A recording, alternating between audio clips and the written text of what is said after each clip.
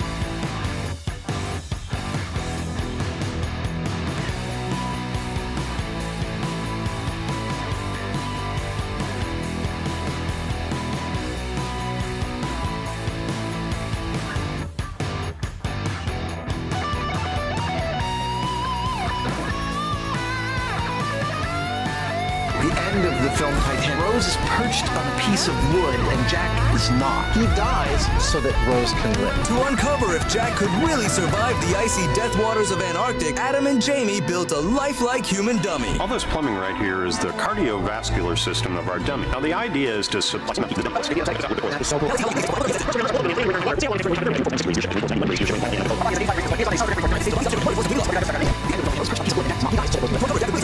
Adam and Jamie built a lifelike human dummy. All this plumbing right here is the cardiovascular system of our dummy. Now the idea is to supply the same amount. God, I couldn't figure out where that was playing from. I finally found it. I was like, what the hell is going on?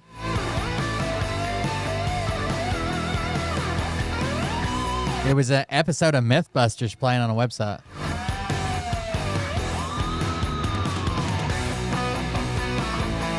I'm Jack. The Rip,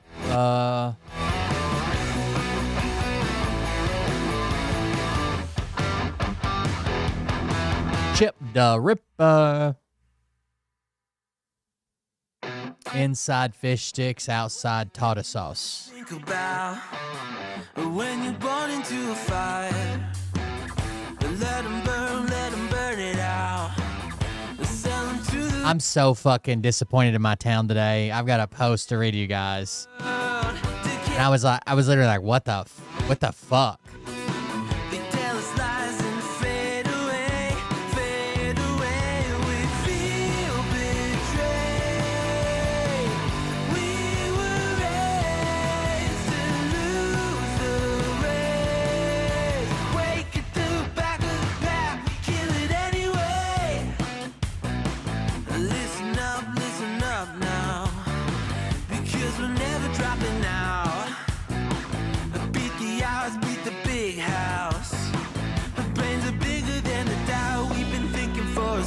Never let the truth fade away. This is bigger than ourselves. We won't let the world burn away. Burn away. We feel betrayed. We were raised to lose the race. Wake it through the back of the pack. Kill it anyway. To blame.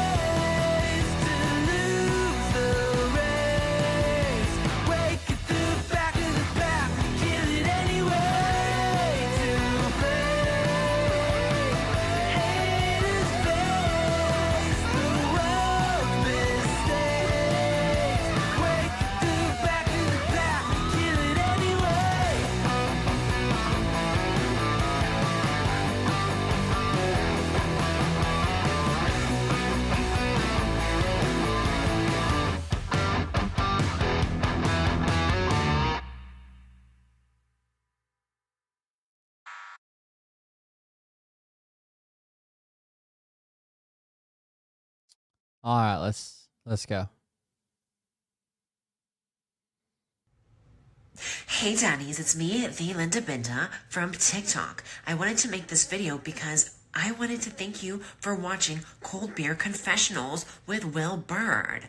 I think that's just incredible. I've watched a few episodes and I'm just like very intrigued. But you know what I'm most intrigued in is Big Daddy's meat stick. I heard that it's very thick, like a good old German sausage. You know, Linda and her coochie loves that. Oh, never mind. Let's not go there. Anyways, I hope you have a good show and enjoy it as you can. There's a lot of weird things that go on, especially when it comes from the realm of Linda Bindaland. So, enjoy the show. Thanks for watching. Peace out.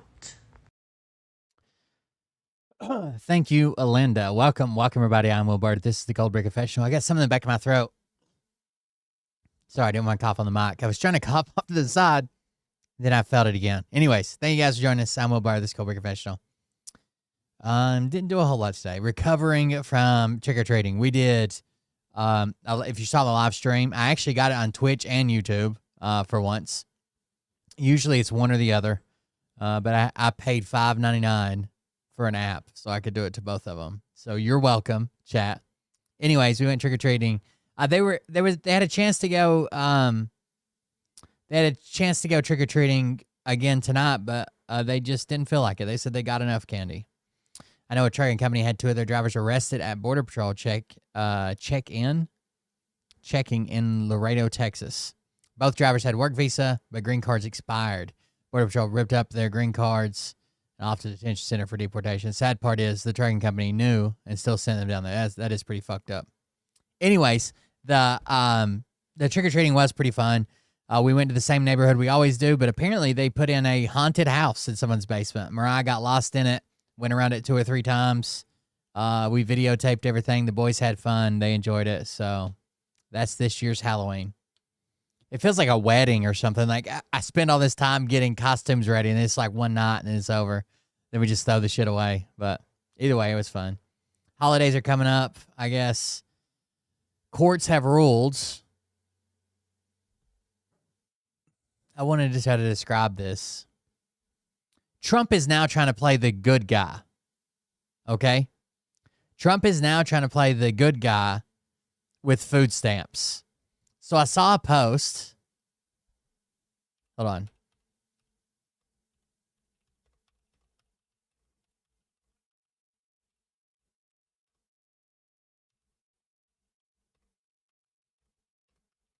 So basically, 2 courts ruled.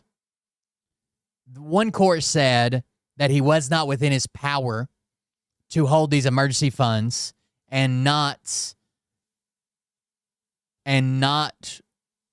release them, but they didn't order Trump to release them. Then another court comes along and says, oh no, you've got to release them. Like they ordered the government to use the emergency funds. And again, this was on their website until like the 20th of last month. It was on their website till right before the shutdown, and then they pulled it. Like, what the fuck is that about? Anyways, now Trump is pretending to be the good guy. So let me go grab it. I want it direct from the source, so give me just a minute.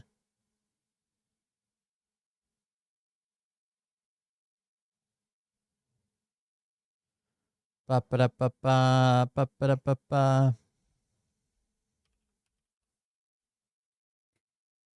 I'm going to get it from his Truth Social page. Just give me a second. So one court said, hey, you can't withhold it. The other court said, not only can you not withhold it, we're ordering you to release those funds. And again, it's their emergency funds. And on their own website, it literally said that these emergency funds were good for like natural disasters, if they go over budget, if they do this, do that, or in the case of a shutdown. It literally said that on their own website. Like their own plan for emergencies and government shutdowns was to use these funds. They delete that right before the government shutdown. Then the government shuts down, and now they're saying, oh, our lawyers have a different interpretation. that emergency fund is for blah blah blah natural disasters, but not this. Anyways, so Donald Trump, after the court's order, one court says, "Hey, what you're doing is illegal." The other court says, "Hey, what you're doing is illegal. Plus, we're telling you to release the funds." After that happens, Donald Trump comes out and says this: "Our government lawyers do not think we have the legal authority to pay SNAP with certain monies we have available. And now 2 courts have issued conflicting opinions on what we can and cannot do." That is not true, okay? The 2 court rulings both said the same thing. You couldn't withhold it. One went further and said, "We're ordering you to release them." The other one didn't. They just left it up in the air. They said, "Hey, you can't technically do this, but we're not telling you have to do it either." So he says that they have conflicting opinions. That's not true at all. I do not, in all caps, want Americans to go hungry just because the radical Democrats refuse to do the right thing and reopen the government. Therefore, I have instructed our lawyers to ask the court to clarify how we can legally fund SNAP as soon as possible. He's done a whole fucking 180, dude. He's done a whole fucking 180, and now he's trying to be the hero of it. It is already delayed enough due to the Democrats keeping the government closed through the monthly payment date. And even if we get immediate guidance, it will unfortunately be delayed while states get the money out. If we are given the appropriate legal direction by the court, it will be my honor. It would be his honor. It will be my honor to provide the funding, just like I did with the military and law enforcement pay. The Democrats should quit this charade where they hurt people for their own political reasons and immediately reopen the government. If you use SNAP benefits, call the Senate Democrats and tell them to reopen the government. Now, here is crying Chuck Schumer's office number. And he puts out Chuck Schumer's office number, 202-224-6542. How fucking insane. Again, it's the guy that starts the fire. Not only did he start a fire, it's like he comes over to your house, starts a fire, a small fire, but leaves for 3 or 4 hours while it becomes a gigantic blaze, and then he comes back with a fire extinguisher. He's like, "Hey, you want me to put that out? Please ask nicely, okay? And then I want you to thank me for showing up with a fire extinguisher." Shit's fucking insane. He also did this. Let me pull this over here. He did this god-awful fucking remodel on the Lincoln bathroom. Look at this. Does anybody like this?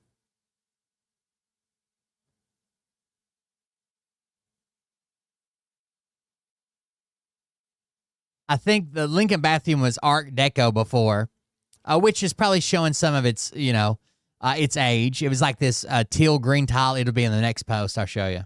What is this? An old-timey telephone? What the fuck? This looks so bad. And then the dumbass makes a post and say, "Oh God, here's more pictures." Makes a post and says, "Oh, it was marble," or at the time that Lincoln had the bathroom done, which is why it's called the Lincoln bathroom, right? It was marble then too. This could be the original marble.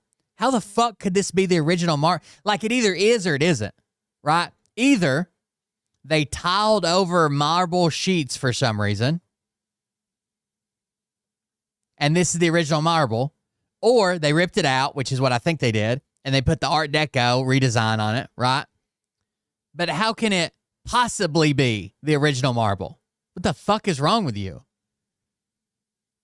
He's also wearing a catheter, I'm pretty sure. So, is that a good sign or a bad sign? Who knows?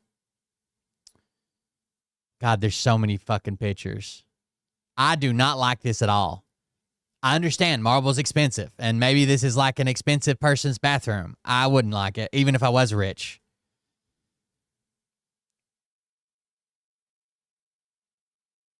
There's no distinction between the wall, the floor, the tub, the sink, the anything. Everything's the same. I hate it. God, I hate it. Look, how even the shower stall all looks bad. That is old-timey heaters, I believe somebody said next to the toilet. Let's see. There was a good bit here. I think that's heat runs through that. Maybe even AC, I don't know. But that's a great for HVAC. Let me go down to where he posts about it. Dr. J shared it. Now listen, this was the old bathroom. I like the old bathroom a lot. I like this industrial, like plumbing exposed, even though this is not a urinal. It's basically got like a flush handle like a urinal, right? I like how that matches the sink. It's kind of exposed. This like a satin finish, nickel something, and the big, large shut-off valve handles. I kind of like that. I like the look of it. Even I'm not a big green, like mint green person, but I like this style. I honestly do. Maybe I'm crazy, but I like it. To this. And you don't even have to like the first one. If you hate the first one, you're like, fuck it, I hate Art Deco, I hate this, I hate that, whatever. That's fine too. But do you like this?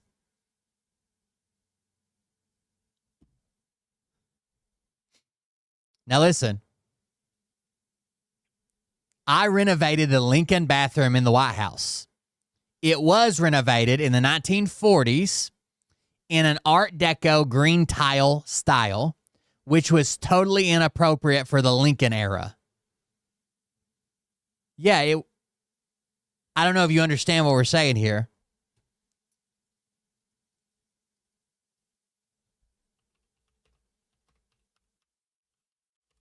It wasn't supposed to be appropriate for the Lincoln era. Okay? He died a goddamn 100 years before. You know what I mean? Like,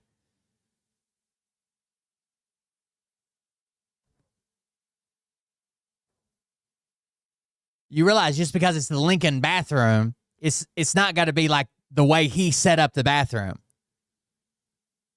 or a style that was prominent when he was president. That it was totally inappropriate for the Lincoln era.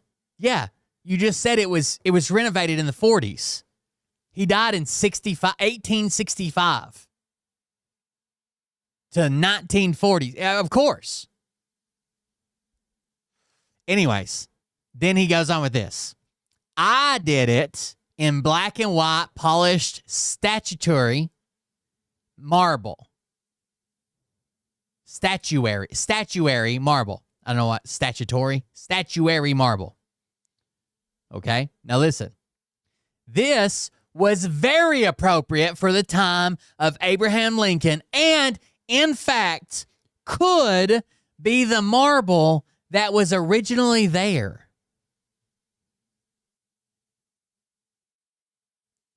How could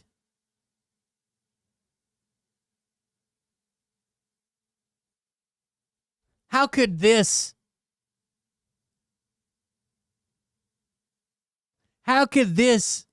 be the marble that was originally that? Like, it either is, which it isn't.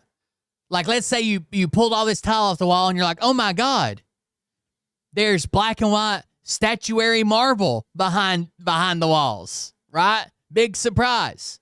From 1865. Woo. Or it wasn't, and you put marble in. There's no, it could be the marble that was originally there.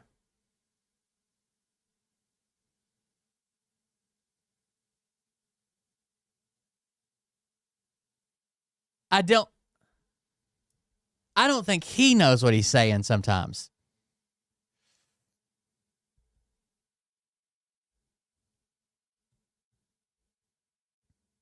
Yeah, but you got to, if that's what he means, you could say it could be the same style that was originally in place. He doesn't explain anything. He's a fucking idiot. I saw, he's got a cousin or a niece or something named Mary Trump. Is that right? I saw her. Let's do this.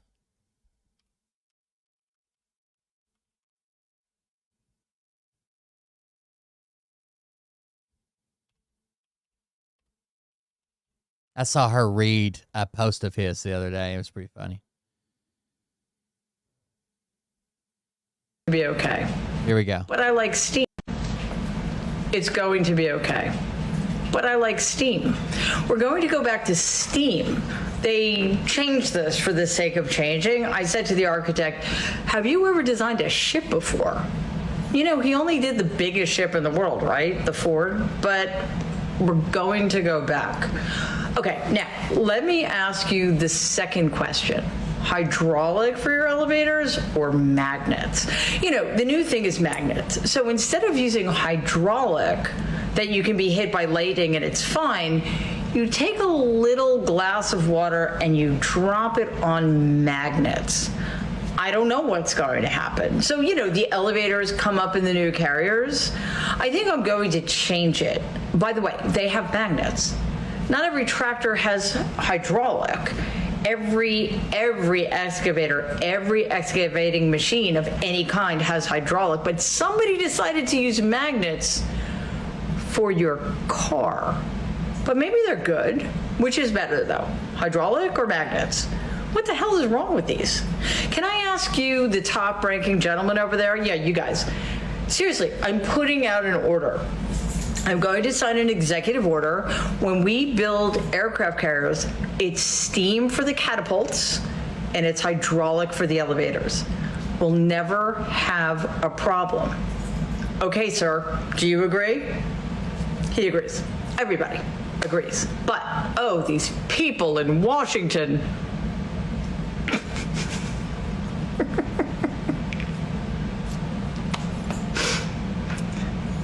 Yep. Even Trump doesn't understand this, okay? What they told him is that the new class carriers use something called AWEs, which is their advanced weapon elevators, right? And they use, instead of using older, slower, and more dangerous, honestly, hydraulic systems, which the downside of hydraulic systems, a line bust, you lose hydraulic pressure. The shit, it either one, free falls, or two, at least stops if it has some type of mechanical break in it, and you're done. They use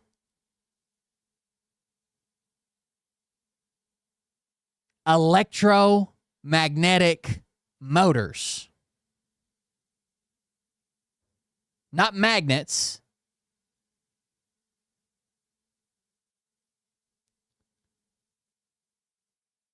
Electromagnetic motors.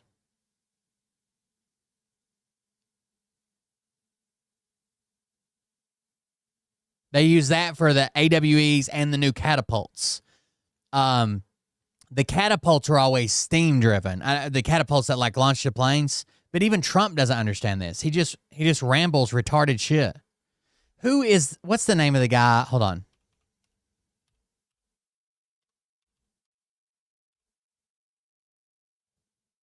Is that how you spell catheter? What's the name of the this guy? That right there looks. Look at this image. Look at this. Tell me what this is, chat. What we got going on right there? Boy, we got strapped to Trump's leg there. Huh?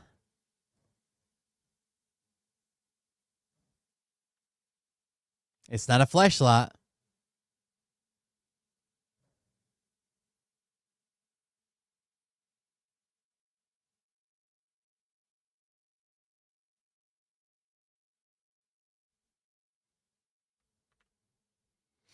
It's like the profile of a leg bag for a urinary catheter. Why would he have a urinary catheter? There's a couple of different reasons. I'm a physical therapist with a doctorate in my Old age, stroke, maybe.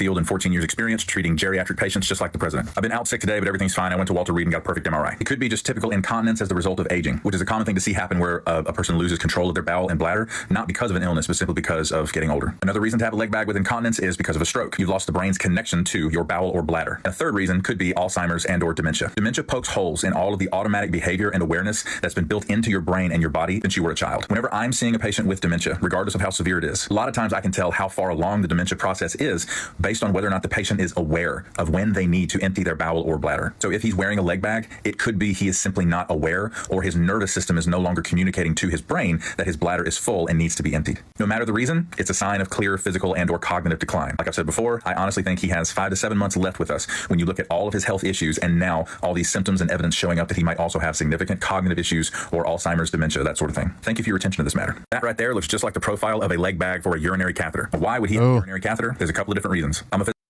Doesn't look good. Might not be great. Doesn't look good. I think we've already watched that one.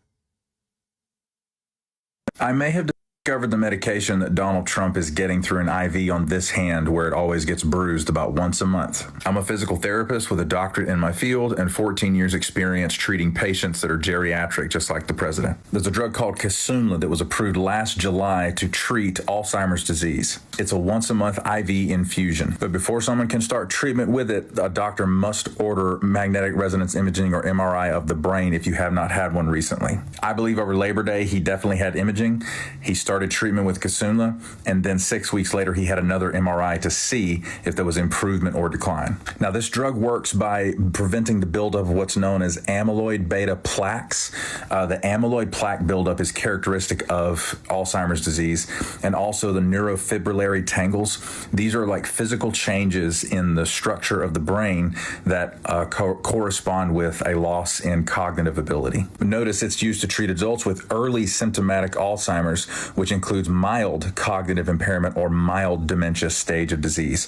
So this would make sense that Trump has been able to function well enough to maintain his office up to this point. Now we're starting to see symptoms arise because the disease is progressing. So he's getting a once a month treatment with Kisunla to slow the progression of the Alzheimer's or the amyloid plaques and neurofibrillary tangles to keep his symptoms at bay. That's why this bruising shows up roughly once a month. Now he could still be taking IV diuretics for heart and kidney issues, but the Kisunla angle really makes a lot of sense. As I've said before, this combined with all of his other health issues, I think he's got 5 to 7 months left with us. Thank you for your attention to this matter. I may have discovered the medication that Donald... Ooh, someone shared this image. Jen Hamilton has raised 50 grand selling merch. That is... Our friend Jen Hamilton has caught the attention of some very high... The president's congestive heart failure. I think we've already seen this one, but I'm a home health physical therapist with a doctorate in my field. I see congestive heart failure patients on a daily basis. The reason I know that he has congestive heart failure is because of the swelling in his feet and ankles. And the reason I know it's getting worse is because he's sitting behind the desk on camera now. He lashed out against MSNBC for giving him hash about his ankles. This is how we know that something is true, because it gets to Trump. Remember recently where he was talking about going to heaven for some fucking reason? He says, people said I'm not doing very well. I don't think he's talking about the media. I think he's talking about the doctors who are treating him. The only reason his health has been maintained at all is because he has the privilege of getting IV diuretics, spironolactone, Lasix, Bumex, something like that. That's why his hands have been bruised and covered with makeup. Badly, I might add. We know that it's getting worse because he knows he cannot hide the degree of swelling. That's why he's sitting behind the desk. Oh, he also has chronic kidney disease, which is also contributing to the swelling in the feet and ankles. I can't tell you how many times I have seen a patient in their home because they were hospitalized for AKI, or acute kidney injury. And the kidney injury was caused by nephrotoxic medications, namely diuretics, spironolactone, Bumex, Lasix. The president is definitely getting sicker, and we know he's not going to change his diet because he's such a fucking idiot. I think he's going to be around for 6 to 8 months tops. Thank you for your attention to this matter. The president's congestive heart failure is getting worse. I'm a home health physician. doesn't look good. Maybe they'll hook him up with some magnets.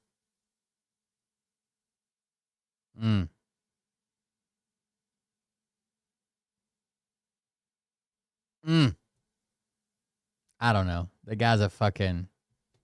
The fuck is wrong with him?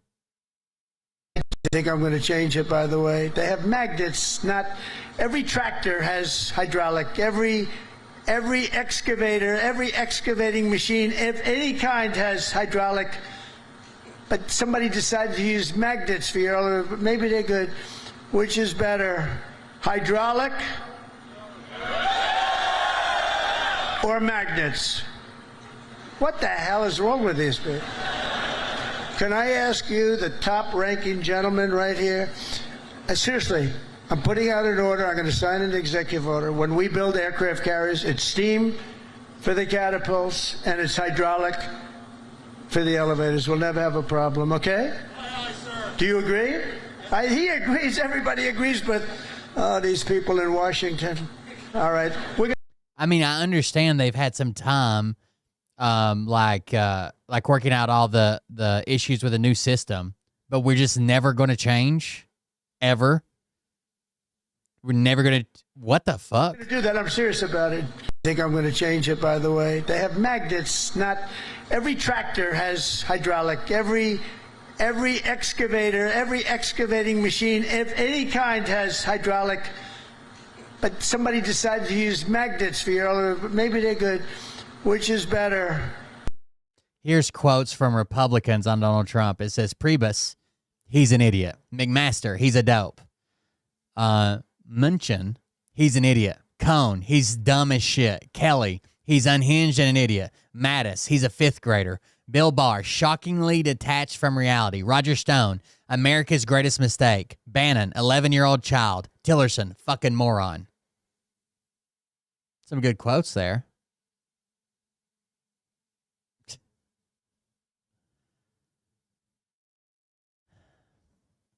Kash Patel has fired a senior FBI official after public flight data showed Patel used government jet to fly and see his girlfriend perform at a wrestling match.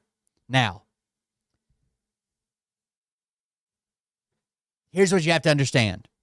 Kash Patel is required by law to fly in his private jet when he flies, right? With his security and all that. He's required. Okay?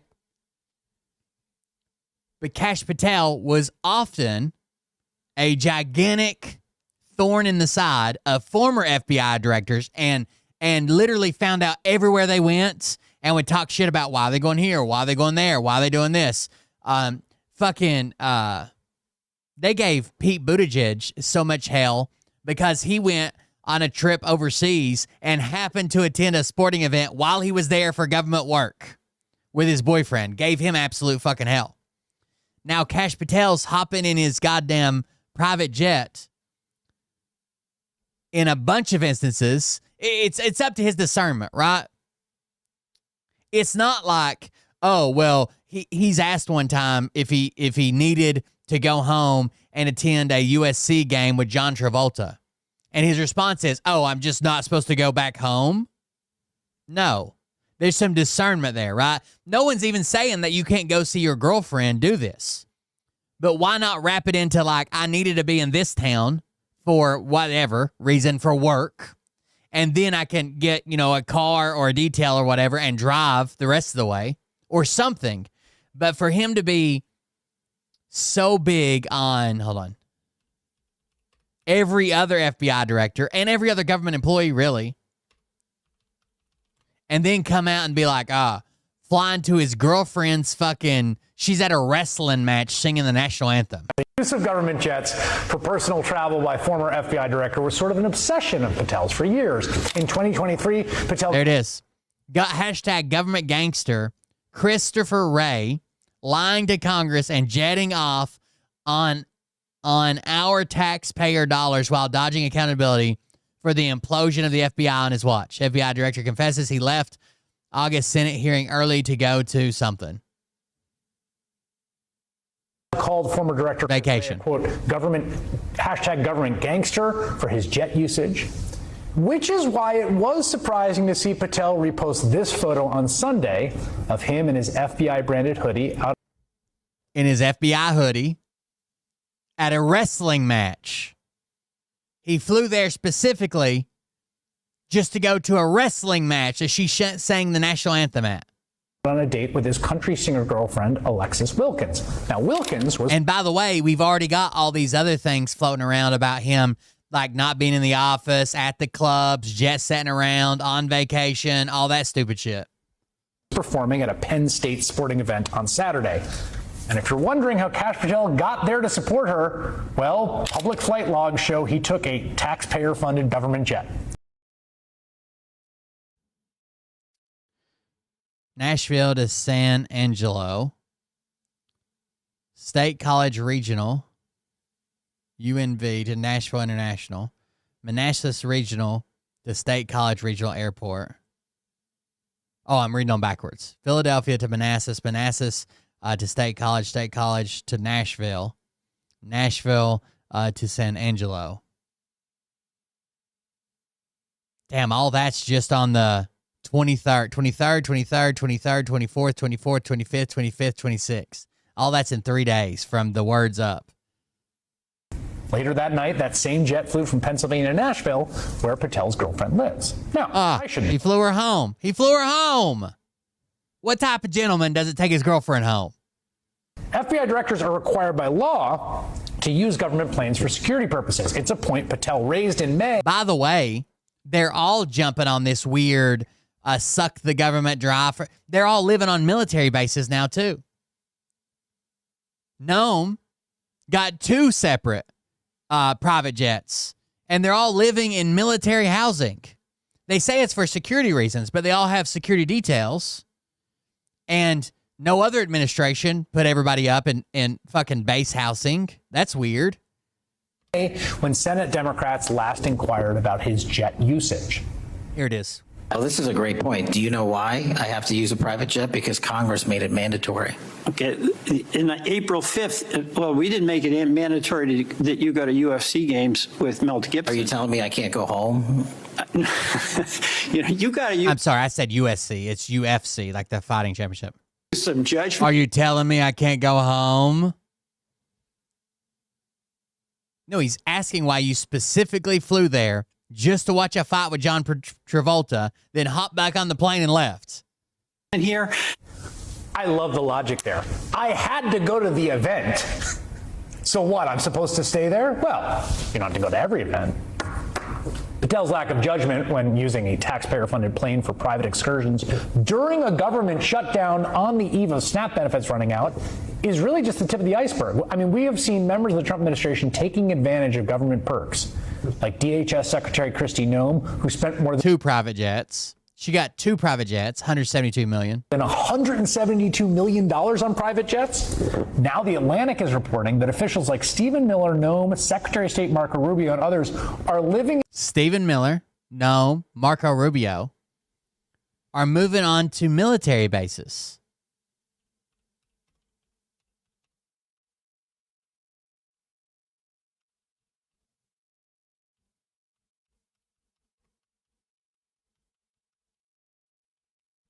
Weird, no? In homes meant for generals on military bases. The homes of generals, commanding officers. Reasons, though they already. Stephen Miller, Marco Rubio, Kristi Noem, and others have taken over homes that until recently housed senior military officials, officers. The former White House advisor, Katie Miller, mother of 3 young children and wife of the presidential right-hand man, Stephen, walked out of her front door one Thursday morning last month and was confronted by a woman she did not know. When she told this story on Fox News, she described the encounter as a protest that crossed the line. The stranger had told Miller, "I'm watching you," she said. This was the day after Charlie Kirk's assassination. It also wasn't anything new. For weeks before Kirk's death, activists had been protesting the Miller's presence in North Arlington, Virginia. Someone had put up wanted posters in their neighborhood with their home's address, denouncing Stephen as a Nazi who had committed crimes against humanity. A group called Arlington Neighbors United for Humanity warned in an Instagram post, "Your efforts to dismantle our democracy and destroy our society, social safety net will not be tolerated here." The local protest became a backdrop to the Trump administration's response to Kirk's killing. When Miller, the architect of that response, who is known for his inflammatory political rhetoric, announced a legal crackdown on liberal groups, he singled out the tactics that had victimized his family, what he called organized campaigns of dehumanization, vilification, and posting people's addresses. Stephen Miller soon joined a growing list of Trump senior administration political appointees, at least 6 by our count, living in the Washington area, military housing, where they are shielded not just from potential violence, but also from any protests. It is an ominous marker of the nation's polarization, to which the Trump administration has itself contributed. That some of those top public servants have felt a need to separate themselves from the public. These civilian officials can now depend on the U.S. military to augment their personal security. but so many have made that move that they are now straining the availability of housing for the actual generals. The nation's top uniform officers are going without housing because Trump's put them all there. Have personal security details, and in the past, those people with those jobs didn't occupy these. Yes, Hegseth did that gigantic remodel of the house or whatever. That was about the same time he put in the makeup room at the Pentagon. Homes meant for generals on military bases. They say it's for security reasons, though they already have personal security details, and in the past, those people with those jobs didn't occupy these homes. They all seem to be taking Trump's cues. They can help themselves to the public till. The use of government jets for $137,000. Defense Secretary Pete Hegseth was not responsible for ordering upgrades to his new military home at Fort McNair, as he did not request them. According to officials, the Army undertook the repairs, valued over $137,000, because the historic home had been vacant and required security upgrades and maintenance before he could occupy it. This came to light after Army notification to Congress in late January 2025, prompting questions from some high lawmakers about the cost, including nearly $50,000 to paint it. A $50,000 paint job.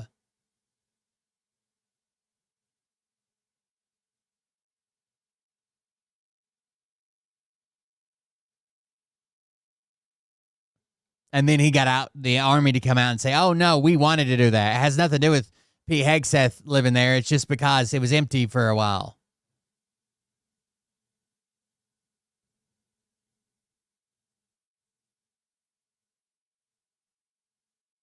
By the way, we're going to talk about something. Hold on. First of all, let me tell you how disappointed I am in my town. FBI director was. I'm so fucking disappointed in my town. I didn't expect them to be like, you know, like fucking casting out, fake Christians or welcoming in like LGBTQ plus people or whatever. But I didn't expect them to be like this. Look at this. This is a post from a group called the Irwin Buzz, and it's just about things that happen in Irwin. Now, the post is bad. It shouldn't happen. The comments, believe it or not, are fucking worse. Here we go. So this is, the person posted this anonymously so people wouldn't harass them, I'm sure. And it says, please think before you act.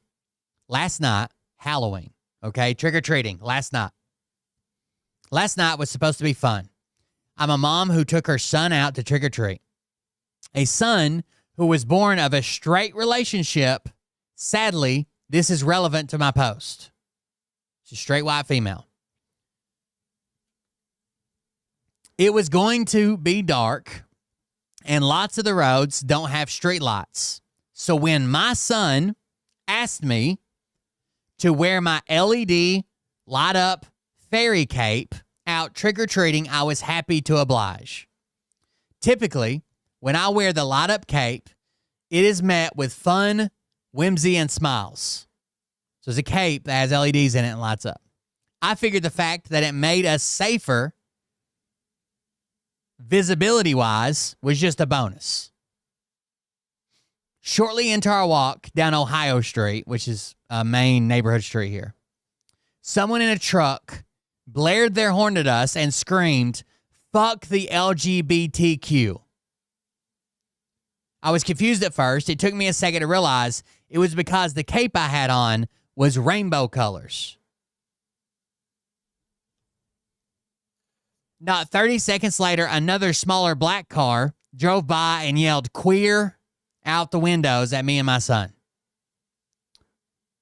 I realized that the thing I'd worn to make my son and others smile and make my son and myself safer walking in the dark had made us a target. So whoever you were, thank you for allowing your assumption and hate-fueled behavior to make a mom feel so unsafe that we cut our night short and they were so scared that someone was going to continue to, harass them or possibly assault them. They went the fuck home. The kid didn't even get to finish trick-or-treating, okay? Now, that's bad. That shouldn't happen, and the whole town should be able to be like, hey, yeah, that's fucked up. Even if you were gay, we're not yelling shit like that out the window, right? You would think You would think that that's something that the fucking town could agree on, right? Abso-fucking-lutely not. Listen to this asshole. Matt Harden. It's kind of like touching a hot stove. Wearing a rainbow cape is the same. They have turned everything to their cause. Like touching a hot stove. Like you learned now that you're not allowed to wear rainbow patterns in our fucking, especially on Halloween, goddammit. Now you've learned you're not allowed to do that. Now you know. Hey, it sucks, right? When you touch a hot stove, you get burned. But now you know. You won't touch that hot stove again. The woman replied to him and said, there is no they in this situation. A hateful person acted in a hateful, scary way based on their hate of a group that was nowhere around.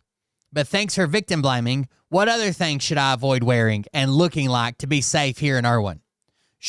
What should I look like to be the safest here? I'll wait. Matt comes back and says, probably wouldn't wear anything they take over for their cause. Probably avoid wearing blackface too. It's not politically correct. Making a fucking joke about a woman or a child being harassed. The person comes back and says, so it's not, hey neighbors, don't be jerks. It's be careful what you wear so the jerks don't assault you. No one has taken over anything. Obviously, other people should be allowed to wear what they like without fear of assault. How are you blaming a group of people who weren't even around? There were no LGBTQ people around. The people screaming out their car like idiots are the bad guys here. Why are you removing accountability from these people and making it my fault for wearing a costume on Halloween? My bad. How dare I dress up for Halloween? I should have known there were too many hateful people here and worn Matt-proved attire if I want to feel safe here. Is that what you're saying? Matt responds and says, you are correct. Fortunately, I don't care what you wear. But sometimes you have to let common sense prevail. But there is not much left in the world today as I can see now. It's pretty simple concept. If I don't want people to laugh and make fun of me, guess what I don't wear? I don't wear a clown outfit or dress up like RuPaul, like from RuPaul's Drag Race. So then the author comes back and says, the victim blaming is gross and it breaks my heart. This town isn't safe. Y'all talk about threats of outsiders moving in, being dangerous, but it was the homegrown bigot that screamed at a mother and son walking alone because they were upset by colors. Not even rainbow, really, just multicolored. A colorful Halloween costume on Halloween triggered these weak-ass bigots into assaulting a woman and child alone, but I'm at fault for wearing a costume. You're lost and hopeless. Have the life you deserve. Matt comes back and says, nobody is victim blaming, so stitch your heart back up and not make it about you. How is this situation not about her?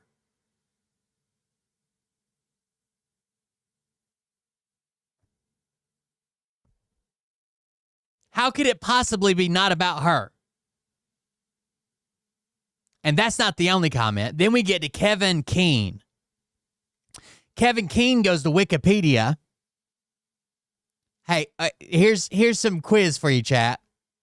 What city is my town, Irwin, Tennessee? What city are the fucking racist bigots, pieces of shit that live here terrified of turning into? Do you remember? They always say, oh, we're going to be just like this other city. And they're fucking terrified of it. So scared. Anyways, Kevin Keene says from Wikipedia, the rainbow flag was designed in 1978 by Gilbert Baker, a San Francisco artist and activist, at the request of Harvey Milk, one of the first openly gay elected officials in the United States. The rainbow color scheme has been adopted worldwide as a primary symbol of LGBTQ plus pride and inclusion. Variants exist, but the rainbow spectrum itself remains globally recognized as representing LGBTQ plus identity, acceptance, and unity. Asheville, that's exactly right. Then he follows that little Wikipedia definition up with this, Kevin Keene. unless you want the same scenario to happen again, especially in Irwin, Tennessee, I wouldn't wear your cape out in public. Pick your battles. This is almost like a threat. Unless you want that to happen again, don't be wearing that shit around here. What the fuck is You know what it sounds like? The excuses you use when black people get fucking lynched or attacked or assaulted in my town. Or you don't want that to happen, just don't come back, right? We didn't come find you. You came to our town.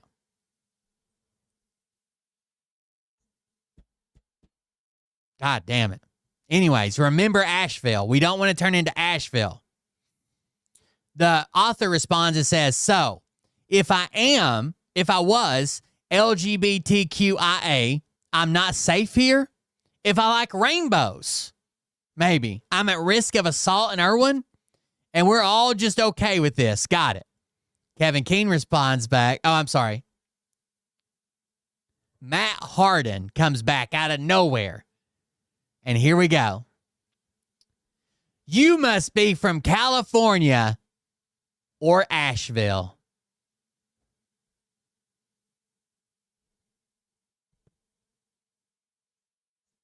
Terrified of Asheville, North Carolina.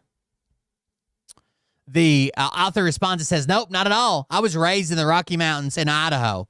Living off what we raised, grew, hunted, fished, trapped, but nice try. Matt Harden. Why would you leave that? That sounds like a pretty good setup. Or are we friends now? Author. Why would I share personal details about my life or reasoning with someone determined to think the worst of me? I have nothing else to say to you. Kevin King comes back and says, all I did was give you a set of facts. These facts are undisputed. I wasn't the one who got heckled and cursed at for displaying a symbol that represents the LGBTQ plus community and lifestyle. All I'm saying is Irwin, Tennessee is a small town with deep religious roots, and 99% of the residents will look at the LGBTQ plus beliefs and lifestyle as an abomination in the sight of God.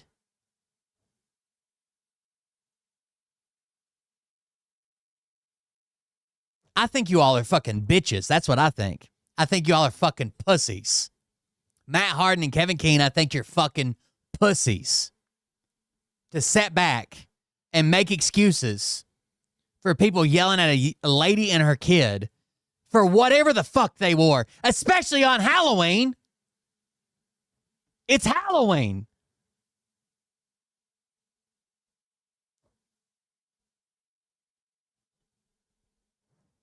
Then other people are just like, sounds about right these days. Too bad. I hate stupid people.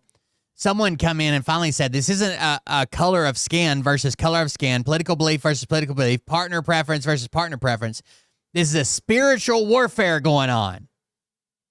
It's the shape of the spirit in one that results in their actions.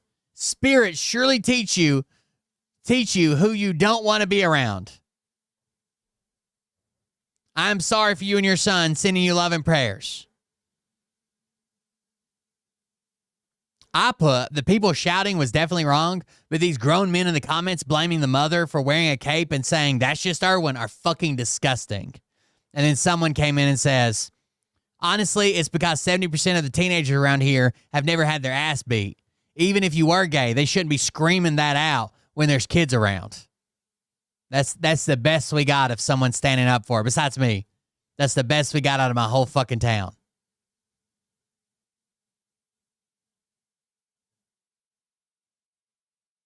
Other people are sad, but not for the reason they should be sad. They're sad because the gays took over the rainbow colors and nobody can wear them anymore. Like, what the fuck is wrong with you all?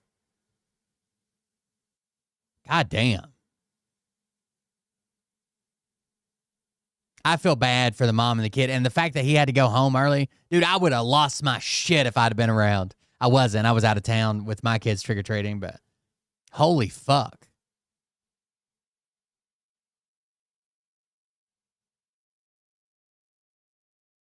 And that guy that we always cover, I made it a point to tell you I would share this. The guy we always cover, Randy Higgins, that's a backwards bigot, piece of shit, right? Who's God's currently punishing. He's had a stroke and he's fucking blind and he can't work or whatever. This motherfucker is one of the people on food stamps.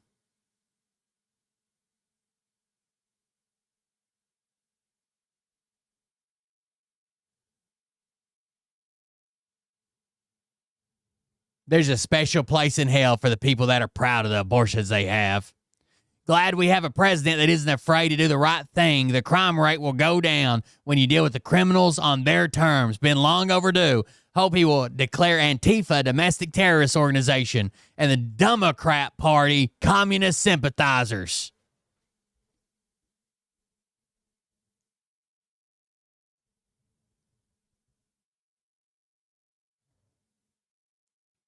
This is what, so this guy knows more than anybody how you can work a job. You can be doing your best. You can be paying your bills. And boom, something happens. So basically, this guy was our locksmith in town.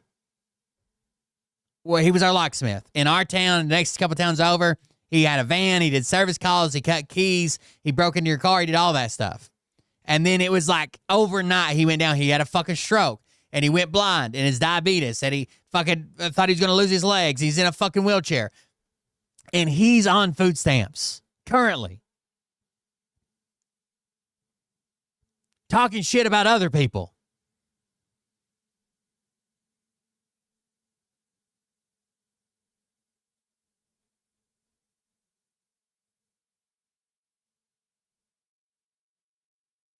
He posted something. I was trying to find it. Something about, I'd gladly give up my food stamps if it meant that everybody else that wasn't supposed to be on them didn't get on, or some stupid fucking shit, dude.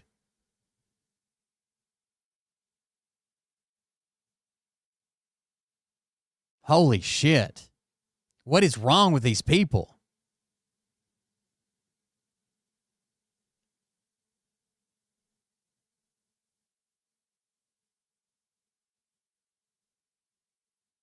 And one of the biggest advocates for the church, always talking about God doesn't like this and God doesn't like that. And if God knew that this guy owned a bar, he can't go to heaven. And God doesn't want the gays from Asheville to come over here. God. But starve those people. There was one post on here about like, they're going to stop the food stamps and they're going to try to blame it on my Trump. Food stamps won't be available in November if the government is still shut down. The goal is to blame Trump. I will give them up for good if it will help get things right. The Democrat Party has gone way beyond ridiculous. Here's some news. You can give them up right the fuck now. You can give them up right the fuck now. Right? You can go ahead and say, I want off the program.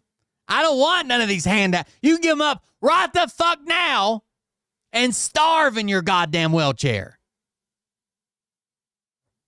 You don't have to wait. You don't have to wait for somebody to come and say, oh, you could give them up and we'll fix this with the Democrats. Just give them up now.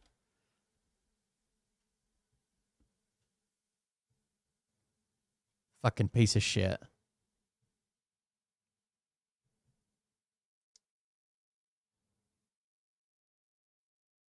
I don't know. I'm so disappointed in my fucking town for not taking up for that woman. That pisses me off so fucking bad. Like, what the fuck?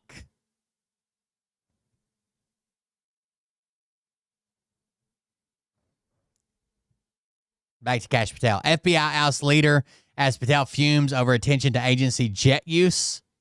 The FBI forced out a senior official overseeing aviation shortly after Director Kash Patel grew outraged about revelations of his publicly available jet logs, indicating he'd flown to see his musician girlfriend perform, said three people familiar with the situation. Stephen Palmer, a 27-year veteran of the FBI, became the third head of the Critical Incident Response Group, which includes FBI pilots, to be fired or removed in Patel's short regime, adding to a year filled with retributive terminations.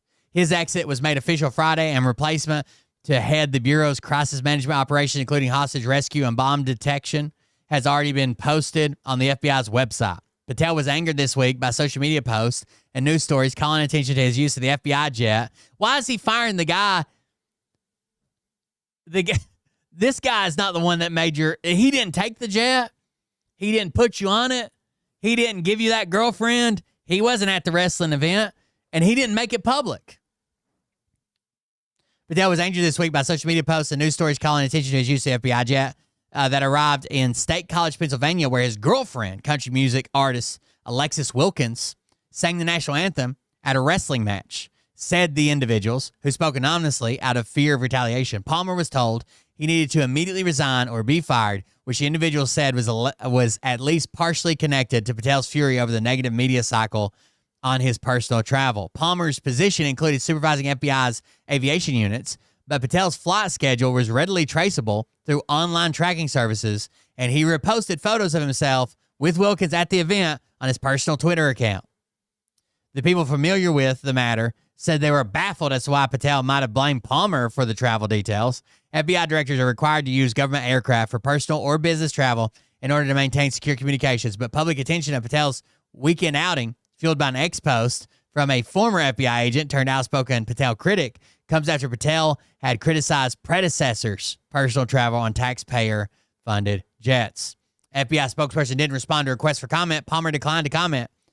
Patel shared on X on October 30th post from his spokesman, which said articles in opposition to the director's travel were disingenuous and dumb and bad faith whining. The spokesman, Ben Williamson, also said that Patel follows the rules requiring him to pay reimbursements for personal travel and has reduced costs of these trips by flying out of government airfields more often than his predecessors. They can't keep anybody there. All right, now I do got something to show you.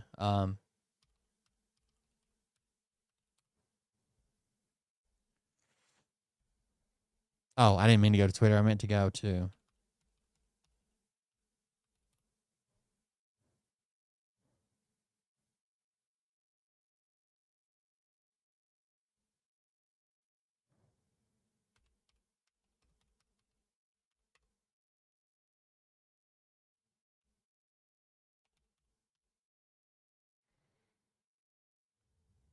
on Pierce, I want to see the full Pierce Morgan Uncensored.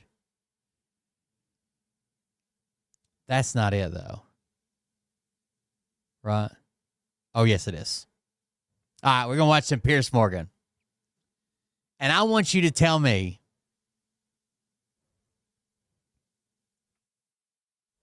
how anti-Semitic do you have to be?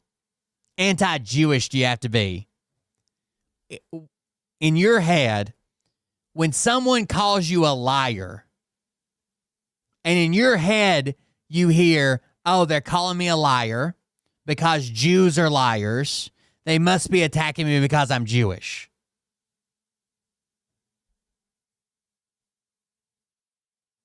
Like, that's not on the person that called you a liar. That's on you.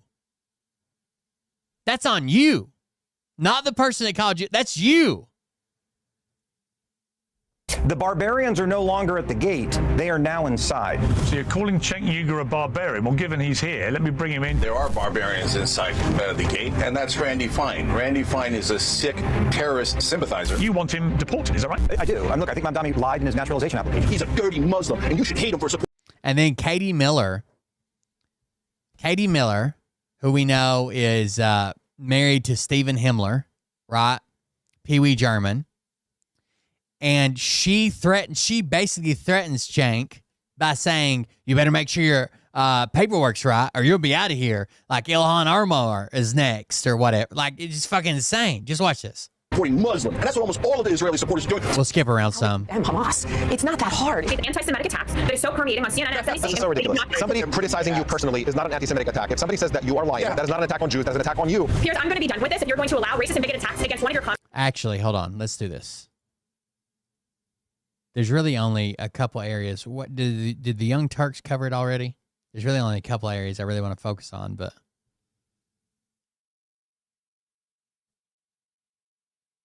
the Young Turks covered it in a 25-minute video. Let's try there.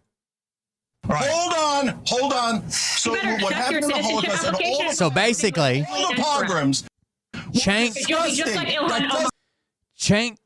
is talking to Katie Miller and says, oh, something to the effect of, listen, we know the Millers like to lie. So insinuating that Stephen Miller lies and Katie Miller lies. And then she's like, I'm trying to raise Jewish kids here, and you're lashing out with your anti-Semitism. And then she tells Pierce Morgan's like, whoa. And she's like, isn't that an attack on us for being Jewish by calling us liars? Doesn't mean that. The real question here is, do the Millers have anything else in their toolbox other than threatening citizenship or revoking citizenship when their feelings are hurt? Because that was Katie Miller, Cenk, Stephen Miller's wife, threatening to revoke your citizenship because you were too critical of Israel? And her. So you're going to see later that she thinks that if you criticize Israel, you're criticizing her children. And if you beat her in a debate, she's going to try to have her husband denaturalized and deport you. So what I want you to threaten to denaturalize and deport him. And Ilhan Omar, I think's the other person she names. About this, I would like to propose a challenge. The don't feed into the tropes challenge. Yeah. How does this not feed into tropes? Yeah, so we don't control anything, but you criticize Israel, we're kicking you out of the country when we're taking away your citizenship. Look, first they started with people who had student visas. I'm an American citizen. Now they're on to citizens. 100%. Okay, so if you dare criticize Israel, no First Amendment rights, no freedom of speech, no, this government is going to target you on behalf of the Israeli government, and you're going to see Katie Miller threatening it on air live, and then I'll respond today now that I heard her, because when we were debating, I didn't hear her threaten my citizenship. I have a response. Well, let me take you all for a ride, okay? We're going to set this up, kind of show how this was building up in the context of this Pierce Morgan interview. So the conversation centered on the New York City mayoral race. And as you can imagine, since you have Zohran Mamdani, who is Muslim, involved and poised to win that race, it'll bring out the bigots like Katie Miller, who immediately attack, right, and talk about how he's going to destroy everything. So as we all know, Zohran Mamdani has been smeared as some sort of jihadist and an anti-Semite because he won't declare fealty to Israel. But Miller had a different perspective. Let's take a look. Why is it that every time someone wants to criticize Mamdani, it immediately comes back to the Jews and the anti-Israel movement instead of actually talking about his viewpoints, which is that he Nobody wants to said make Jews. You just said it. You always do that. We say Israel, you say Jews. We say Israel is a government. Please don't make it about Jewish Americans. And you come back, but you have to make it about Jewish Americans. What's wrong with you? What's wrong with you? Is Israel a Jewish state? Yes or no? Yeah. First of all, okay, so Saudi Arabia is a Muslim state, and you can criticize it all day long, all day long. I know there's no special protection. What you're doing is You can 100% criticize the government of Israel without saying anything about Jews. Coding language that calls themselves a Jewish. I think they love hiding behind that, right? You can't come after Israel because we're the Jews. We're the Jews. Saudi Arabia is a Muslim state, and you can criticize it all day long, all day long. I know there's no special protection. What you're doing is you're coding language that calls themselves a Jewish state or a and to Muslim say that we state. should not be here and we should not be in existence, and that you would be happy for other people like No, Mamdani to use it. I want Israel to be safe. Nothing of the sort. Nonsense. You're totally lying. It's very normal for a Miller to be completely and utterly lying. So I got to say that this standard, this double standard actually, is pretty hilarious because, okay, I'll give you another example. Our government, whether we're talking about a Democratic-led government or Republican-led government, it doesn't matter. There's been a lot of tough talk and a lot of criticism toward China. Oh, that's it. Dude, there's another video. I'll be looking for it while y'all watching this. Dude, she's not a real human. Hold on. hate the Chinese. Keep watching. They hate the Chinese people. No, you're being critical of a government. I might not agree with the criticism. That's where we can have dialogue and a debate. But when it comes to Israel, no criticism allowed. She got hurt real quick in this exchange, like right away. Yeah, so she's not a very good debater. No. So she skipped to the anti-Semitic stuff when she's supposed to wait for you to trigger one of the million tropes that they've laid out there, like landmines, right? And once you step on a landmine by criticizing Israel in any way, shape, or form, that's when she's supposed to pretend to be aggrieved and be the victim, right? So, for example, you'll say Israel killed 20,000 kids in Gaza. That is a fact, right? And they'll say, yeah, they don't deny that it's a fact. They go blood libel. Wait, what are you talking about? No, like 200 years ago, people said that Jews killed Christian kids when they didn't and drank their blood. Good news, I didn't say any of that. I said Israel, not Jews, killed 20,000 kids today. So what do you go to blood libel for? Because everything is a trope planted around Israel to protect it. So Anna's right. If England does something terrible, or the UK, or Which Norway, they have many times. yeah, Portugal, whatever, we're allowed to criticize any government. The Greeks, oh yeah, Turks, no problem. Everyone, but if you criticize Israel, trope, you're an anti-Semite. Why? Why do they want to call you an anti-Semite? So you don't criticize Israel. Right, That's but it. why? So, but like, yeah, okay, you get called a name, maybe you get past it. No, the second part of that is once you're called an anti-Semite, then everyone has to never hire you, never put you on air. It is the ultimate cancel culture weapon. Mm-hmm. It is the nuke of the cancel culture. Like if you're anti-Muslim, no problem, you'll get back on TV. It doesn't affect your career 1%, right? If you're anti-black, that's going to affect your career a lot, right? Mm-hmm. But if you're considered anti-Semitic, your career in media and politics is done. So what she's saying is eliminate him. And in fact, later in the interview, she literally says, I shouldn't be allowed to talk, and that any criticism of Israel is a criticism of her kids. So she spends much of the interview Just keep watching. talking about how she's the victim. bad. And I'm not even exaggerating. Think about this. Just put it in context. This is I honestly think that some retard around the White House coaches them in like how to speak and what to say and how to say it and when to lash back out to score points with the Christian Zionist MAGA people. Stephen Miller's wife Stephen Miller, one of like the most openly hateful, bigoted guys on the planet. He doesn't hide it. His own family said Stephen Miller would be like fucking turning in his family members in Nazi Germany. He'd be like an SS. And she's talking about how she and her family are victims because Cenk is being critical of Israel. I kid you not. Take a look. We want Israel to be a safe haven for Jews, 1967 borders, but you guys say, no, more Palestinian land. Take Gaza, take the West Bank, take southern Lebanon. Your greed knows no bounds. And by the way, you and your husband are supposed to be working for America, not for Israel. You and your husband are supposed to be working for America, not for Israel. Quite frankly, I'm really sick and tired of this racist, bigoted rhetoric that can come from people like you against my husband, against my family, and my children. I am raising Jewish children in this country. Who brought your children into this? He inserted a line that says the Miller's law. Is that not coded language? Listen, he inserted a line that says the Miller's Law. Is that not coded language? My husband against my family and my children. I am raising Jewish children in this country. Who brought your children into this? He inserted a line that says the Miller's law. Is that not coded language? Or therefore we are Jewish? Come on, Pierre. He inserted a line that the Miller's Law. Is that not coded language for we are Jewish?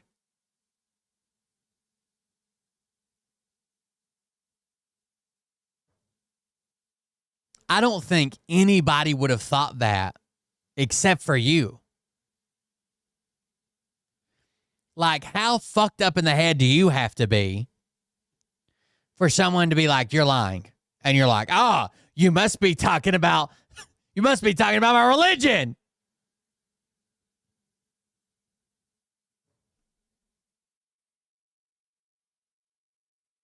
How anti-Semitic do you have to be anytime someone says, like, you and your husband lie? Oh, so we're Jewish.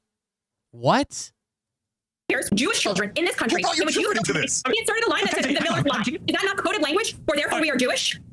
Come on, Pierce. Where are you? What? Where are you standing? God, you're so Casey, pathetic. if I can speak. Everything's in your If I can speak, He said, fire him, cancel him, cancel him, America. Oh my God, Israel's feelings have been hurt. Why don't you work for this country? Can we try and get this country instead of Israel? Can we try? Do you agree when your guest says that the Millers always lie? Because that's what your guest on your show just said, is that the Millers always lie. Are you going to The Millers always lie. I mean, you're Jewish. be okay? Are you going to be okay? I mean, can you handle it being in the media? It doesn't seem like she can. She's got a weak sauce, pathetic podcast. I tried listening to it because I have an open mind. I'll listen to anything. Super lame, doesn't know what she's doing. And then she agrees to go on Piers Morgan's show. Have you ever watched Piers Morgan's show? Did you think it was going to just be like, were you going to have your head caressed? Like, well, what is this? No, she watched it, and that's what she was coached to say. If they call you a liar, if they say this, if they say that, just play on the we're Jewish, you're attacking us. Yeah. He said that the Millers lie. I'm raising Jewish children in America. Okay, it's coded language. Like, that was insane. So there's so many things here. First, on the kids' part, she's like, I'm threatening to denaturalize and deport you. Well, that's going to affect my kids a lot, right? So, but my kids are not a concern because you're not pro-Israel, so your kids are irrelevant. They're just Americans. They're very lower than us, okay? But I say her and her husband lie. She's like, it's coded language for anti-Semitism, so it's hurting my kids.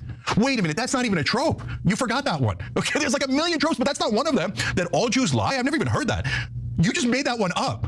And so wait. But think about it, guys. Think about how much this is. I know that clearly is a trope that all Jews lie, but that you can't go to that every time. If he would have said like, oh, the Millers lying, we know where they get that from, or something weird like that. But he's like, oh, the Millers are lying, or known to lie.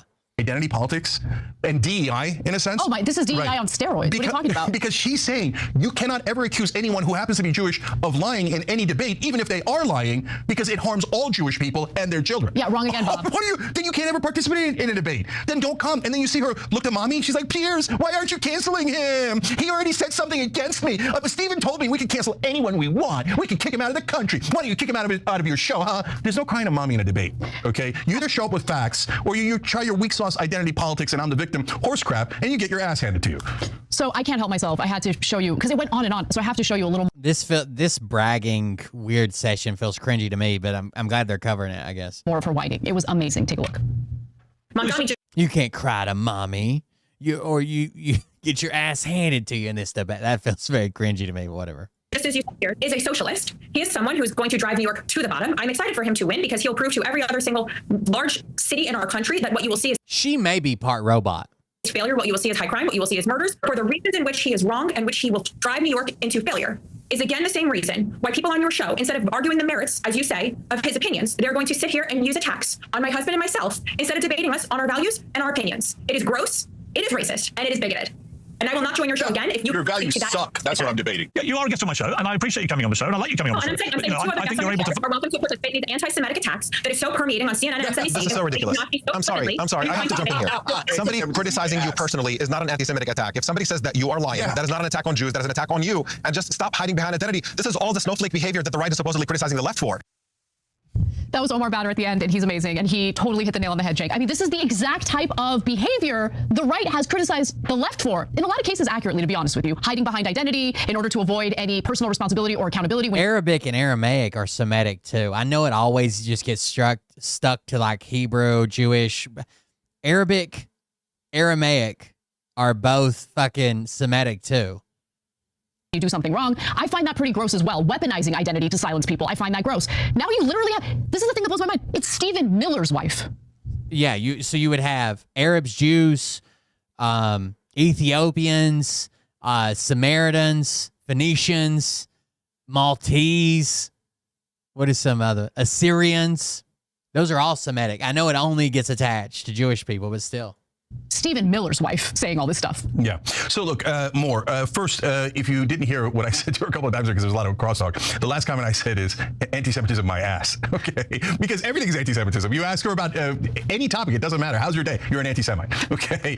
You hate my children. All right. Whatever, dude. All right. Number two is when I said, she's like, oh, no, they're just attacking us because they're racist and bigoted. Anna, you're right. I mean, the right wing hates that more than the left wing does. Supposedly. Yeah. And so now she's hiding behind her identity. In fact, later in the show, we talked about that does kind of blow my mind how they're the same people that are like, not everything's racist. It doesn't have to do with race.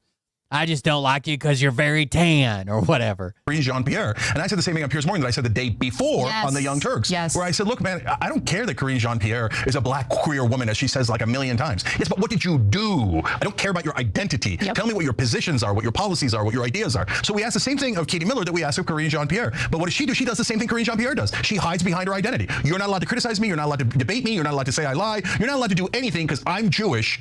And that means you're an anti-Semite for opposing me. But wait a minute, I agree with other Jews, Dave Smith, Glenn Greenwald, Jeffrey Sachs. I can list 1,000 Jews that I know any out of the hundreds of Jews that I know, family and friends. Yeah. They're a hell of a thing, right? All right, I'm going to skip ahead to the next. So there's more, part of according this to the clip. polling, every poll, more Jew support than any other candidate in New York. And among Jews under the age of 45, he's at 67% approval. Are they talking to Mom Dami? Hold on. Right? I'm going to come for you 100 miles per hour. Anyway, the other thing about Mamdani, just super quick, we talked about this before. Mamdani has more, according to the polling, every poll, more Jew support than any other candidate in New York. And among Jews under the age of 45, he's at 67% approval. Damn. You said 67% coded language. Coded language. Not just anti-Semitic. But wait, no, Jewish Americans are on Mamdani's side. Yeah. No, Jews, 67% of Jews are anti-Semitic if they don't agree with the Millers. 6-7. Guess so. I guess so. Yeah, Now look, absurd. after all of her pathetic tactics failed, she decided to turn to threats. And this was the moment This that is Jake the actually last missed part in I real wanna see. time, realized what was said today. And so let's watch, and then you'll finally have your opportunity to respond to it. Israel does not get a pass on committing another genocide because Jewish people suffered the Holocaust. What happened in the Holocaust was disgusting. for calling it was them the SS. hold on. So better what check happened in your the Holocaust and all application the of pogroms everything with legally and were Because you'll be just disgusting. like Ilhan That Omar doesn't coming. mean that Israel You better check your citizenship paperwork and make sure everything's correct because you'll be next just like Ilhan Omar. Hold on. Now, if this was from some random crazy person, it's still pretty fucked up, right? This is from Stephen Miller's wife saying, we're going to do everything we can to deport you. So what happened in the Holocaust and all the pogroms were disgusting. That doesn't mean that Israel, pretending to represent Jews across the world, gets to commit another genocide upon a totally innocent people and collective punishment and murder their children over and over again and go, I get to do it. I get to do a genocide. Before you go off, Cenk, I just have to make one comment because it appears that Piers Morgan is very offended that you referred to the IDF as the SS. Yeah. Why are you offended, Piers? I mean, how is the Piers Morgan is very offended that you referred to the IDF as the SS? Yeah. That's what Piers Morgan was saying. You don't get a pass for calling the IDF the SS. Why are you offended, Piers? I mean, how is the IDF acting any differently? See, I want an answer to that. So how many kids do they need to slaughter happily for you to see them for what they really are? Yeah. I think they're the exact same, okay? Vicious, dehumanizing monsters. And I would never apologize for saying that. I think calling them SS is totally right. Go ahead, Cenk. I don't care. I don't care. Oh, well, it's so insulting to Jewish people. Is it? How about what the IDF is currently doing right now? Are we just going to provide cover for that because they happen to be, part of Israel, and we always provide cover for Israel, regardless of how many innocent people they slaughter? No, I'm not falling for that. I don't care. The Holocaust doesn't give you license to carry out the exact same atrocities and not get criticized for it. Go ahead. Yeah. So what you might not have heard, because they kept interrupting me, is I was saying that the Holocaust and all the pogroms that Jews have gone through in history are disgusting. And it's terrible what happened to Jewish Americans. Then I went on to explain the reason that I mentioned the SS line is because, look, you can compare it to any soldiers of any genocide. And I mentioned the Ottomans doing it to the Armenians. So that is, of course, my ethnic group, Turks. And you could say they were Turkish soldiers or Cambodian soldiers that worked with Pol Pot, or Serbs in Srebrenica, etc. Are you saying that we're allowed to criticize all of those other races, religions, countries for doing a genocide, but the one country we're not allowed to criticize for doing a genocide is Israel? Well, then you're proving my point, which is, no, Israel is allowed to do one. They get a pass. They get a free pass on genocide. No, they don't. No, they don't. Can I just say something?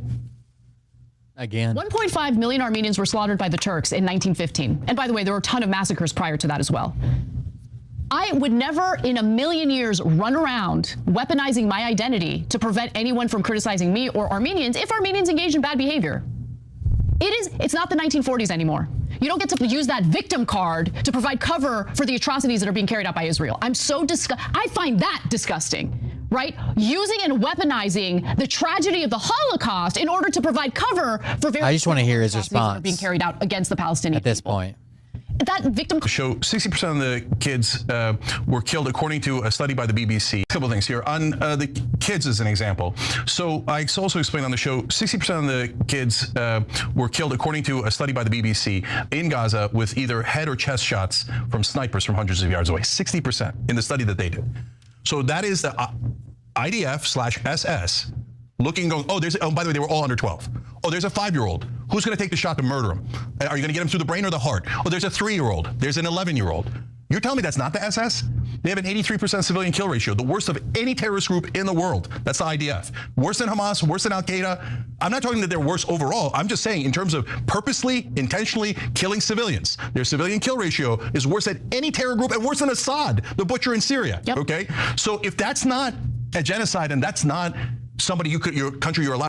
I wouldn't say, I think what he's saying is a good point, but I don't think he's saying it right. When he says from sniper fire, I don't think that's what they found. They found that 95 of the 160 documented cases of children that were shot in Gaza, the victims had been shot in the head or chest, which is more than 60%. And most of the victims are under 12. That's still horrible, but I wouldn't say it was a sniper somewhere set up and he took the headshot or whatever, right? I wouldn't go that far, because he'd just be a regular infantry guy, like fucking walking around killing kids. But still, it's horrible. Allowed to criticize. I don't know what is. So that really gets to the heart of not Israel, not even the New York race. It gets to the heart of America. And who are we? Because we started talking about the New York race. They also referenced another investigation from a Dutch newspaper that I think they found 115 or 120, somewhere around that number, children were all treated, and were all shot with one single gunshot wound to the head or the chest. And she turned it into, you're not allowed to criticize Israel, otherwise I'm going to kick you out of America. How about you get out of America? How about you go live in Israel? How about this is America, where we have a diverse population of people who have all types of different faiths, all types of different nationalities and backgrounds, and they're here because they want to be Americans. They're here because they love America first and foremost. All these people running around trying to silence Americans or leech That's horrible, dude. Resources from Israel, a country, get the F out of our behalf of a foreign. One day when I retire, They don't have cover for this, right? It's just fucking horrible. The Dutch study suggested, forensic experts suggesting that the injuries were indicative of an aimed and deliberate fire, right? It wasn't an accidental shot or, a bullet passed through or something. It says that some of the kids were allegedly shot while playing outside their tents in humanitarian zones or areas that were marked as evacuation corridors. I want to like lay on a beach. I think a lot of times the soldiers are fucking intentionally killing kids. And that's not acceptable ever. In Italy, but that's not because I dislike America. I freaking love this country. Italy or Armenia is that and everything they want. Does he respond? Okay. I'm an American. I love this country. Yeah, so what I would say is that they're traitors to the idea of America. No, they're traitors to America. Okay, so She doesn't love America. Sorry, Jake, go ahead. So why are they, you said, why are they here? Well, first of all, they were born here, to be fair, right? So I don't mind them being here, but I mind them serving Israel instead of us, especially when they're in the government. And she's not in the government, by the way. She's just a princess, Princess Snowflake. She's married to the nobles. So she's married to Stephen Miller. So she says, oh, yes, as the wife of one of the nobles, one of the lords in the Trump administration, I get to unilaterally cancel your citizenship. That's not how this country works. So maybe that's how Israel works, where you're like, oh. To be fair, it might be how this country currently works. Oh, you're Muslim. That's it. You're canceled. Or maybe we murder you. Maybe we kick you out. But you have no rights at all. Yeah. How long until they pick someone that is a... Oh, by the way, you guys want to know something interesting about me? I've always heard stories about like our background and past and shit. And who our relatives were and where they lived or whatever. My sister, I didn't know this. Oh, I guess I did, but maybe I just wasn't interested at the time. My sister actually did some Ancestry.com stuff and some DNA stuff or whatever. We've actually been in the Appalachians. So what would be like Northeast Tennessee, Southwest Virginia, Southeast Kentucky, and Western North Carolina. We've actually been, my family comes from here since before it was a fucking country. Like we were settlers in the Appalachians, which is crazy. I didn't know that. I figured we just moved here because someone got a job here, you know, back however many years ago. But our family's basically always been here since before there was a country. Yeah, that's Israel. That's not here. That's not America. And by the way, now the right wing is on our side. And now young Jewish Americans all the way up to 45 years old are overwhelmingly on our side. And soon almost all Jewish Americans will be on our side. So the only people left will be these pro-Israel radicals. And we never bring up religion. Every single time it's the pro-Israel radicals that bring up religion, right? So maybe others say it, but we certainly have never said it. We never say, oh, it's the Jews or anything along those lines. In fact, we do the exact opposite. We love our Jewish brothers and sisters. And we're not just saying that. They're Americans. It means something to be an American. That means you're one of us, okay? But what Katie Miller is doing is she's betraying that idea that you're one of us. She's trying to bury Americans on behalf of Israel. Okay, that's what I have a problem with. When you're trying to destroy the lives of your fellow Americans because they hurt your feelings when they commented on a foreign country that you have far more loyalty to. Yeah, I said it. I said it. So it is what it is. It is what it is. I'm not going to hold back and I'm not going to pretend. You know, the Israelis aren't allowed in our fucking CIA building anymore. They meet them off-site. Like, I'm not seeing what I'm seeing. The fact that she threatened to revoke your citizenship because you're critical of Israel is disgusting. And she's a traitor to the country. That's all I have to say about that. Yeah, okay. Last thing for me. Guys, what authority does she have to revoke anybody's citizenship? She's saying, since I'm married to a noble, to an elite, and you are embarrassing me in this debate by being right, and I have literally no facts to back me up. All I have is charges of racism and anti-Semitism, right? But it doesn't matter. Since I'm one of the elites, I get to cancel any American that criticizes me or Israel. I don't know anything more un-American than that. I just don't. And so at this point, you know, they're getting a twofer, you know, the Millers and the other pro-Israel radicals. They're like, we get to enjoy beautiful America. We get to direct America's money to Israel. We get to do propaganda here against all Muslims because Israel's has continually attacked their Muslim neighbors and taken their land. And then we make America fight all those wars against those Muslims instead of Israel. So it's a giant win for them because they take everything they need from America, give it to their actual country that they're loyal to. And by the way, in all of this, did you ever hear me say anything about Turkey? Never, right? Because what do I care? I'm an American. The only thing you say about Turkey, and in the context of that interview, is you talked about the Armenian genocide. Yeah, that's a great point. I never say anything where, well, you owe Turkey. You're anti-Turkish if you criticize the government of Turkey. Like, I would never say anything that absurd. In fact, as Anna pointed out, I criticize the government of Turkey. You know why? I'm an American. But she does not feel that loyalty. Yeah, at a moment's notice, she's like, Israel. And DEI, culture wars, identity politics, cancel culture. I'm going to do it all on behalf of Israel, and I'm going to trash the First Amendment, freedom of speech, and the U.S. Constitution, and try to literally attack Americans and kick them out of the country on behalf of a foreign government. And not only is that the most un-American thing you could do, it's also the very last thing you could do if you want to be America first. Yeah. That is not America first. That's America last. Every time you ring the bell below. There you go. That's the information. Now, one more I want to show you. I don't think that Katie Miller is human.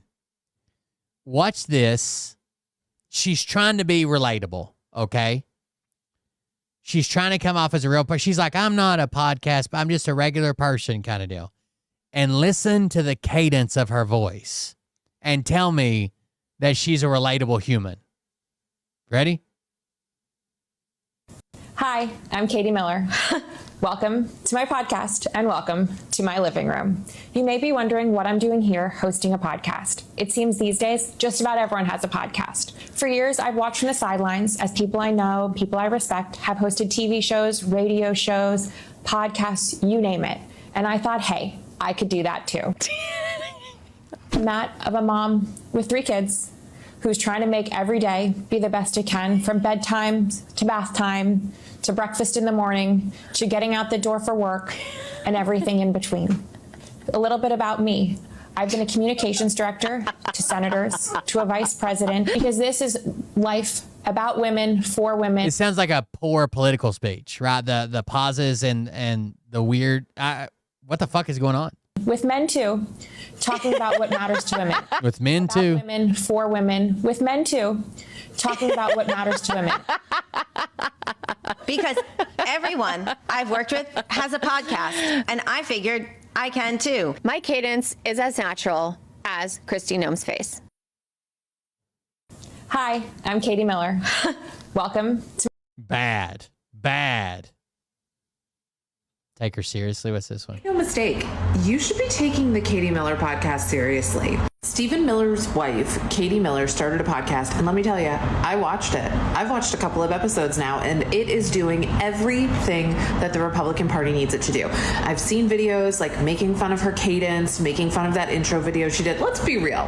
Every intro video where it's just a singular person talking for a podcast, when they're not like Amy Poehler, is usually like, man. Katie is married to what many would argue is the most evil architect in the Trump administration. And I think the Republican Party is hitting a block, because I think what's starting to happen is people are starting to be like, well, if we are the party of family values and we are the party of morality, whatever, how do we reconcile some of this ICE stuff? And so the best thing that they can do is to try to humanize the party through someone like Katie Miller.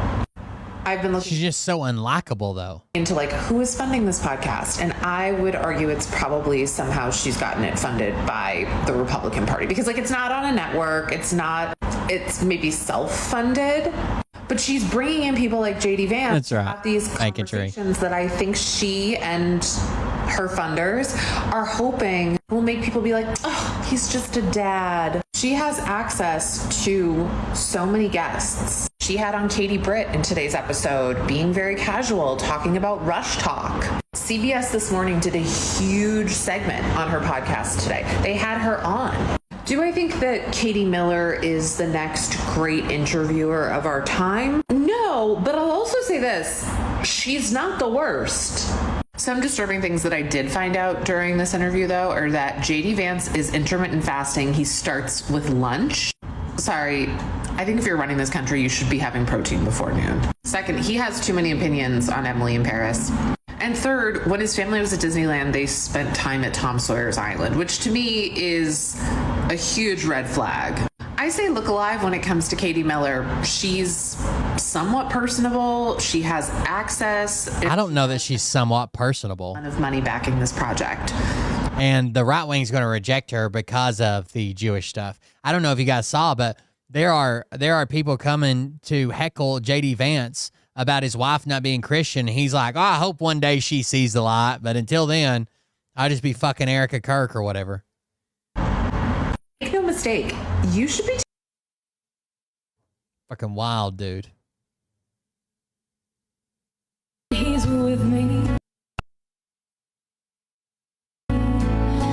But when he's with me, he says he needs me, and that he wants me, that he believes in me. And when I OSHA and Erica. oh, he swears there's no one else. Is he deceiving me? I don't know. I don't like her face. She's got a very long and then flat. No, I don't like her face. Or am I deceiving myself? Am I deceiving myself? Does he love you?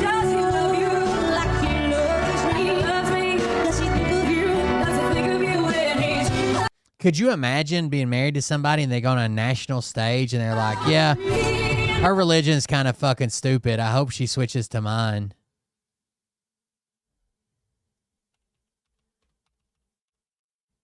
Like, you wouldn't be fucking mad as hell? Like, what the fuck, dude?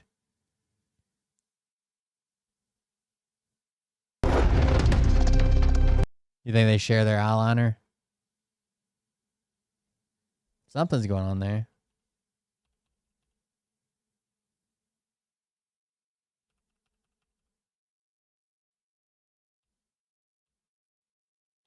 This embrace is strange, and her leather pants.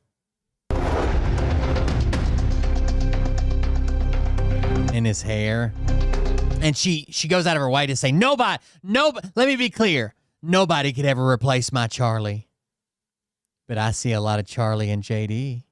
And his wife.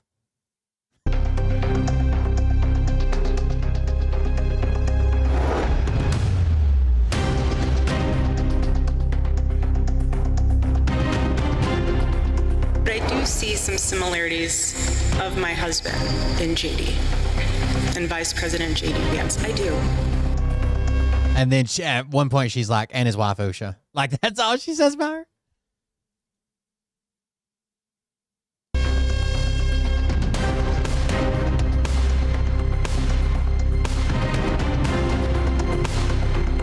Blech.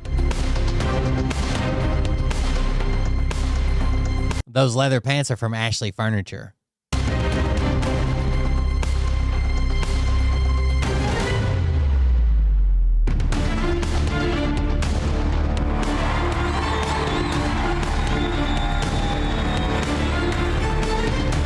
No one will ever replace my husband.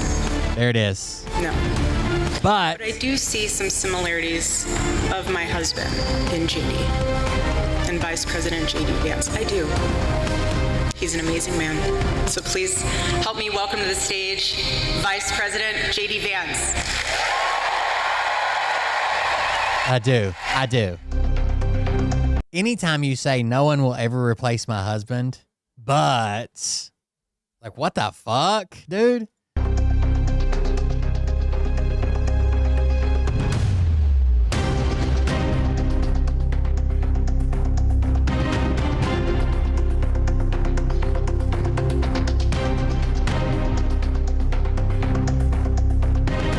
Erica Kirk just introduced VP JD Vance at TPUSA Ole Miss with this line, no one will ever replace my husband, but I do see some similarities with JD.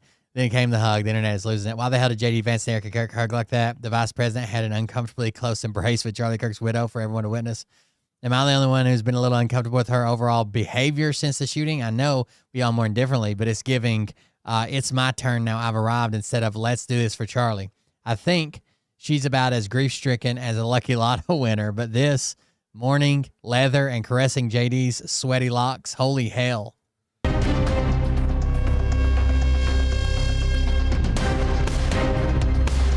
Vance announces divorce, marries Charlie Kirk's widow by the end of 2026. New York Times author's chilling prediction amid huge row goes viral.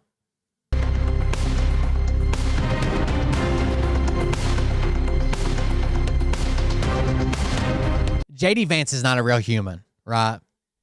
You can see, like, he's turned his back on everybody that's ever helped him. He's turned his back on the people that he grew up as, and food stamps and blue collar and redneck or whatever you want to call him. He's changed his name. JD Vance is a chameleon, and he will do anything for power.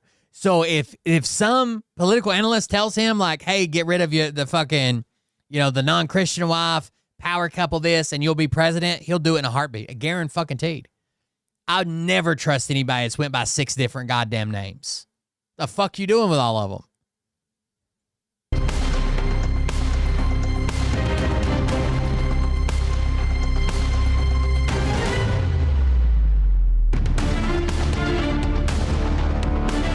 He called him America's Hitler. He said to a friend, are we seeing America's Hitler right now? And they laughed about it. That because I believe in the Christian gospel. At the same event, Vance made a controversial comment about his wife Usha's Hindu faith, expressing hope she would embrace Christianity. This is the part.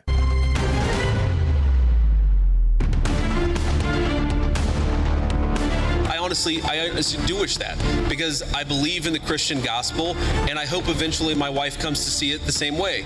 But if she doesn't, then God says everybody has free will, and so that doesn't cause a problem for me. That's something you work out with your friends, with your family, with the... I don't believe this at all, right? First of all, I don't believe in religion. I'm not religious. I don't believe in God or any of that. But if you believe at the level that they came to believe at, you cannot have a wife that doesn't believe the same. It's incompatible, right? In the way that you want to tithe, in the way that you want to deliver the message, in the way that you want to speak to people, in the way that you want to raise your kid. It's incompatible. If you're as into religion as you all claim to be for the votes and for the Zionist Christian and Christian nationalist stuff, you are incompatible to be married. Like, there's no goddamn way. Person that you love. Again, one of the most important Christian principles is that you respect free will. Usha's closer to the priest who baptized me than maybe I am. They talk about this stuff. My attitude is you figure this stuff out as a family, and you trust in God to have a plan, and you try to follow it as best as you can. And that's what I try to do. I want to make a final point.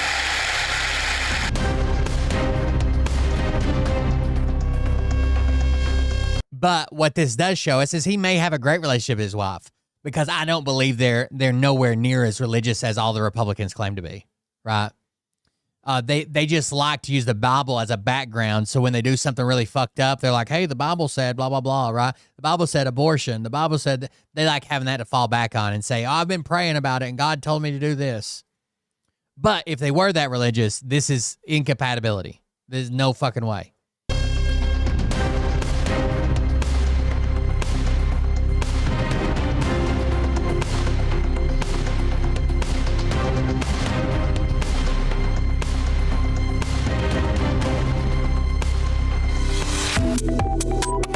Subscribe to One India and never miss an update.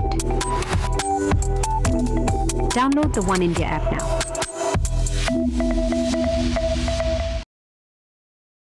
He just became Catholic in 2019, I think.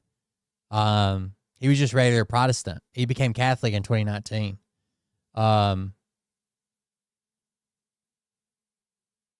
Yeah, so I don't think he's converted from it that quick. Who knows? He's probably changed 2 or 3 more names by now. Anyways, guys, thanks for hanging out with me. I appreciate it. I'm trying to get in here earlier, do more shows. They're starting construction on one part of our road. I don't know how it's going to affect stuff, but we'll see. I should be in and out. I'm probably not going to be able to do every night like I have been or for years. I got a lot going on right now, but I'll do what I can. Anyways, thank you guys for joining us. Thank you for being here. I appreciate it. If you want to support the show, do it at buymeacoffee.com/coldbeer. That's this website where you can leave a donation. That's how I pay the bills around here. I appreciate that. Thanks for hanging out with me. Listen to me bitch for a while. I'll hop off here. Hope you guys enjoyed the Halloween stream. That was fun. And everybody have a good night, and I'll see you on the next one. Yeah, we don't know. Like, I tried to talk to them. They said they're going to work from 8 to 5. I was like, well, how long are you going to be here? We don't know. What are you repairing? We don't know. Well, what are you doing? We're just fixing the road. But there's 2 miles of the road that's messed up, and it looks like they may just be fixing the part that's like right underneath the train tracks that we already kind of half-ass fixed with a tractor so we could drive in and out. But, I mean, I guess that's still progress, even if they don't fix the worst part right now and do it later. At least they're fixing something, I guess. That's what I'm trying to say. Have a good night.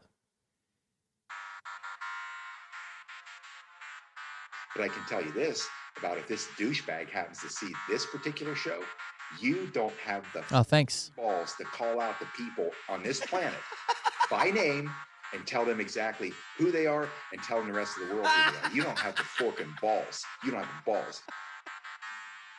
Okay, Scott. Here we go, I think I started some shit.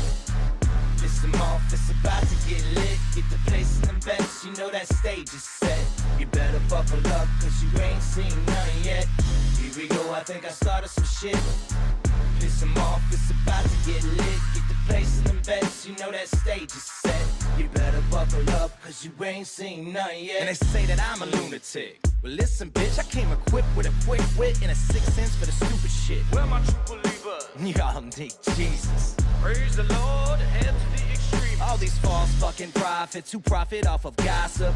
Worshipping drums, cocking, begging for a throat deposit. Swinging fucking meat hammers like four in a thong. He's strapped to the shaft, eating his chest like he's King Kong. Starving for attention, I'ma make your gut burst. I'll be your huckleberry, I can quench that thirst. Baby eating lizard people, alien sex. What's next? Trump in a dress, fucking Flynn on his desk. A retard in a vest, climbing up 5G towers. Cause you told him if he did, he'd get fucking superpowers. Here we go, I think I started some shit. Piss him off, it's about to get lit. Get the place in the bets, you know that stage is set. Oh, do we? It's the 9 o'clock thing? I didn't know that. See, like, Bug Girl's talking about it too. It must be. I'm so used to my phone doing it automatically. Get lit, get the place in the bets, you know that stage is set. You better buckle up, cause you ain't seen none yet. I used to find clues too when I was high on shrooms. I found myself a tunnel that led to Jason Q's bedroom. Open his closet, I found some of his meat rockets. I strapped it to my shoes and then I flew through the roof. I found myself in orbit strapped to an F-16. High on amphetamine, with Trump in between. Put on a light coat of baby oil and saluted the troops. He tapped me on the shoulder and said, "This is gonna be it." Whoa, wait. Stop. What? What? I'll get my files. Wait, what are you doing? Stop. Hold on. Fucking stop. Dude, come on. Seriously. This mom's an alcoholic. Oh, give me oh my God. Damn it. Right now, what time is it? It is 35 minutes after midnight, but it'll go back an hour, like, before we wake up. You ain't seen none yet. Here we go, I think I started. Fall back, get an extra hour of sleep. It's about to get lit. Get the place in the bets, you know that stage is set. You better buckle up, cause you ain't seen none yet. Round 3. Down goes Nino. Please say it isn't so. Got him backed up on the ropes, trying to ram it down his throat. Now things are getting rocking. He was doing so well. It's all over. Hands on his shoulders, they ringing his bell. Good night, guys. Network, dude. No.